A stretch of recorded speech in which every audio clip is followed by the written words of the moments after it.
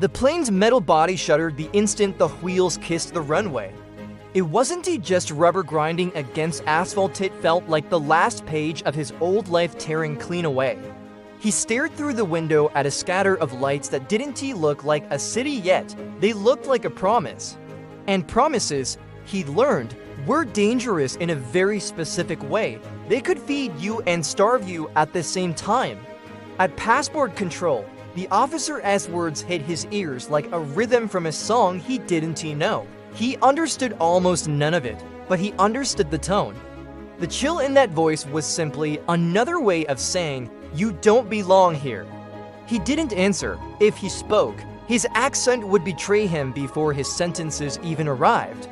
Then it would shrink him. Somewhere deep in him was a stubborn knot that refused to be made small. That knot weighed more than his suitcase. Outside, the city acted like it had never heard of sleep. The pavement still held the day's heat, radiating it back into the evening. A breeze rolled in from the ocean, dragging salt and exhaust along with it. He walked for a while, letting his feet memorize the rough sidewalk. Each step felt like the ground advising him, "Watch where you land." He moved into a room that barely deserved the word. 2 steps and you could touch one wall, 2 more and you were at the other. When he opened the window, the street noise flooded in like water into a cracked cup. The ceiling light was weak, making shadows feel heavier than furniture. He emptied his pocket onto the small table, by the bed just a handful of coins. They clicked against the wood with a thin, sharp sound. That sound said, "You're here," then it asked, "Now what?" He found his first job before the morning fully woke up. A construction site, concrete, steel, dust, and shouting, all stitched together into a single language. The foreman looked him over with quick math in his eyes. Strong enough, steady enough, trouble or not. After the young man produced something like a work permit from inside his jacket, he nodded once more. He was learning how to agree without speaking. Here, everything ran on short sentences. Short sentences kept people short, too. The first brick they put in his hands wasn't heavier than he expected. At lunch, most of them bought food from a truck or a corner shop. When he left the site, the air had cooled. By the time he got home, night had settled in. The paper stayed in his pocket for days. It felt like a new weight inside his wallet, but not money. Possibility was risky. It could lift you and then drop you. He hadn't come here to fall. On a Sunday, when the construction site was closed, he went to the address. The real estate office was a small storefront. Listings filled the window, apartments, rooms for rent, buildings for sale. Inside, a man behind a desk nodded. His eyes slid briefly to the young man's arms. Construction strength was hard to miss. But strength didn't mean much in a room full of numbers. In this room, strength had to become math. The young man struggled to choose words. He didn't hide it. His accent landed between his sentences like stones. Still, he didn't look away. "I want to buy." Something small, he managed, pushing the words forward as if they were loaded. The agent laid out papers, figures, rates, down payments, rental income. The young man's eyes moved across the lines, and his mind returned to bricks. Numbers had their own kind of stacking. Put them down crooked and the whole structure collapses. Put them down right and it rises. In the middle of explaining, the agent looked up and said, "Everybody buys cars. Guys like you should buy walls first." The sentence landed hard. Walls, the wall he'd laid yesterday. The wall he could own tomorrow. Could a life really change between 2 walls? The first building he toured had stairs that groaned under each step. The hallway smelled like old paint, damp corners, time that had been left unattended. Light fell through the windows and made the dust visible, floating like tiny ghosts. He ran his fingers along a wall and came away with paint on his skin. The building's age in a smear, a door open to an empty unit. Scratched floors, cracks in the plaster. But he didn't only see damage. He saw a key turning in a lock. He saw someone paying rent every month like a steady heartbeat. He saw money making more money not through luck, but through structure. In his mind, a line appeared, not a chalk line from the construction site. A dividing line, living to work and working to live. That night he laid his money on the table again.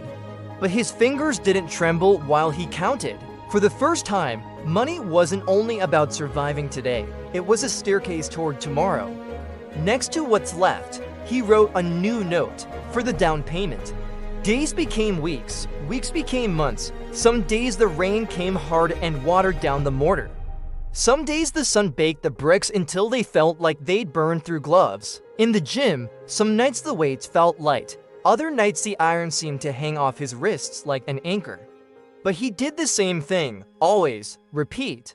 Repeat made him bigger, even when nobody watched. One evening at the site, a new worker admitted his money wasn't enough. Rent was due, he was slipping, the young man listened. Inside him, one voice spoke sharp and practical, you're struggling too, if you help him, you fall behind.